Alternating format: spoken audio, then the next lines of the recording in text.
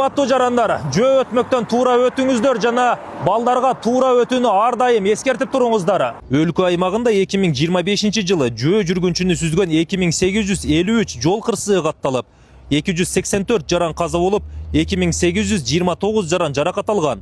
Жөө жүргүнчүлөрдүн күнөөсү менен 342 жол кырсыгы катталып, 46 жаран каза болуп, 311 жаран жаракат алган. Урматтуу айдоочулар, жөө өтмөктөргө жакын калганда ылдамдыкты азайтыңыз. Жол четиндеги ар бир жол белгиси жөн коюлган эмес.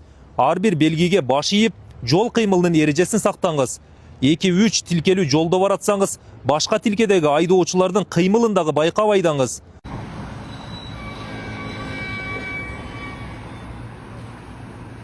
Жөө адам, жөө өтмөктөн гана өтүңүз. Жөө өтмөктө светофор жок болсо, телефонду карабастан, кулактан наушникти алып, солду, оңду карап, эгерде автоунаалар алыста болсо гана жөө өтмөктөн өтүңүз.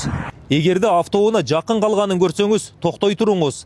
Себеби айдоочу автоунааны токтотууга жетишпей калышы мүмкүн. Жаш балдарды көрсөңүз, жетелеп өткөрүп коюңуз. Жол кырсыктарынын санын биргеликте азайталы.